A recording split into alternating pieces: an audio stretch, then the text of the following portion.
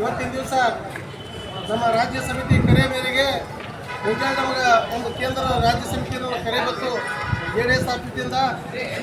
ಮೊನ್ನೆ ತಾನೇ ಒಂದು ADGP ಅಧಿಕಾರಿಯಾಗಿರ್ತಕ್ಕಂಥ ಚಂದ್ರಶೇಖರ್ ಅವರು ನಮ್ಮ ಮಾಜಿ ಮುಖ್ಯಮಂತ್ರಿಗಳಾಗಿರ್ತಕ್ಕಂಥ ಕುಮಾರಸ್ವಾಮಿ ಅವರ ಮೇಲೆ ಮತ್ತು ಈಗಿನ ಒಂದು ಕೇಂದ್ರ ಸಚಿವರಾಗಿರ್ತಕ್ಕಂಥ ಕುಮಾರಸ್ವಾಮಿ ಅವರ ಮೇಲೆ ಒಂದು ಅವಾಚ್ಯ ಶಬ್ದಗಳನ್ನು ನಿಂದನೆ ಮಾಡೋದ್ರ ವಿರುದ್ಧ ಅವರು ಕೂಡಲೇ ಆಂಧ್ರ ಮೂಲದವರಾಗಿರೋದ್ರಿಂದ ಅವರು ಕೂಡಲೇ ರಾಜ್ಯದಿಂದ ಹೊರಗಟ್ಟಬೇಕು ಅಂತ ತಿಳ್ಕೊಂಡು ಅವ್ರ ಮೇಲೆ ಯೋಗ್ಯ ಕ್ರಮ ಕೈಗೊಳ್ಳಬೇಕು ಅಂತ ತಿಳ್ಕೊಂಡು ಇವತ್ತು ಒಂದು ರಾಜ್ಯದಂತ ಮತ್ತು ಎಲ್ಲ ಜಿಲ್ಲಾ ಕೇಂದ್ರಗಳಲ್ಲಿ ಮತ್ತು ತಾಲೂಕಾ ಕೇಂದ್ರಗಳಲ್ಲಿ ಇವತ್ತು ದೊಡ್ಡ ಪ್ರತಿಭಟನೆ ಮಾಡೋ ಮೂಲಕ ಒಂದು ಸರ್ಕಾರಕ್ಕೆ ಒತ್ತಾಯವನ್ನು ಮಾಡ್ತೇವೆ.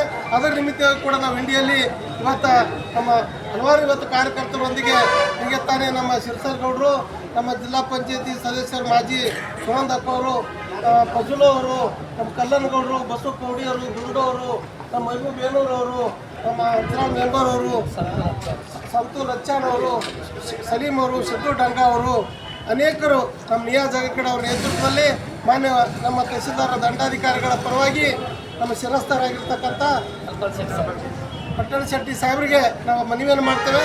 ಕೂಡಲೇ ಆ ಒಂದು ADGP ಅಧಿಕಾರಿ ಮೇಲೆ ಯೋಗ್ಯ ಕ್ರಮ ಕೈಗೊಂಡು ಅವ್ರ ರಾಜ್ಯದಿಂದ ಅವರನ್ನು ಹೊರಗಟ್ಟಬೇಕು ಮತ್ತು ಅವ್ರ ಮೇಲೆ ಶಿಸ್ತಿನ ಕ್ರಮ ಕೈಗೊಳ್ಳಬೇಕು ಅಂತ ತಿಳ್ಕೊಂಡು ನಾನು ಸರ್ಕಾರಕ್ಕೆ ಒತ್ತಾಯ ಮಾಡ್ತೇನೆ.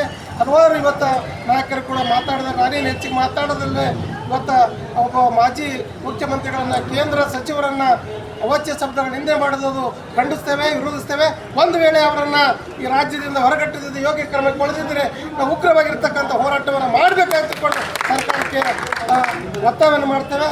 ಅದಕ್ಕಾಗಿ ಅಷ್ಟೇ ಅಲ್ಲ, ಇಲ್ಲಿ ಹಲವಾರು ನಮ್ಮ ಇಂಗ್ಳಿಗಿದ್ದಿಂದ ರೈತರು ಬಂದಿದ್ದಾರೆ.